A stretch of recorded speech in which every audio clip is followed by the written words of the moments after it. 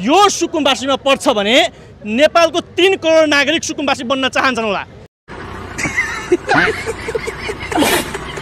यति मात्र होइन, यहाँ अलग अलग फेसिलिटी छ। भवन हेर्नु भने 7 तल्लाको करिब 1500-2000 स्क्वायर फिटमा फैलिएको, माथि जानु सट्ट मसाज, थकानमा हुनुहुन्छ भने त्योभन्दा अलिकति तल आउनु हो, भोक लाग्यो खाजा खाने रेस्टुरेन्ट रहेछ।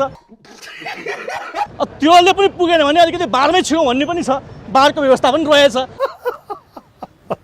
ओहो, अब त देशमै बसेर पनि केही गर्न सकिएन भन्ने लाग्छ भने यहाँ चाहिँ आइएलटिएस लगायतका व्यवस्था पनि छ, कन्सल्टेन्सीको पनि व्यवस्था छ, नेपालबाट सिधै विदेश जाने व्यवस्था पनि छ।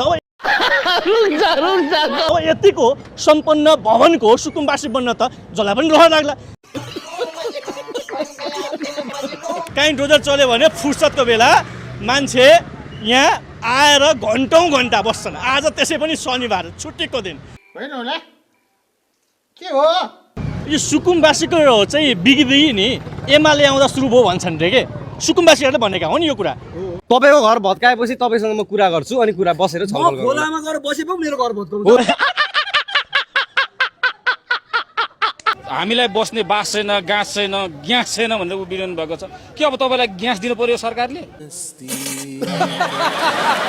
पढ्नु भएको होला नि, अहिले इरान र अमेरिकाको यत्रो बन्दरगाहमा फाइट परिरहेको अवस्था छ। मेन बाटो नै बन्द छ भने सरकारले कसरी दियोस्?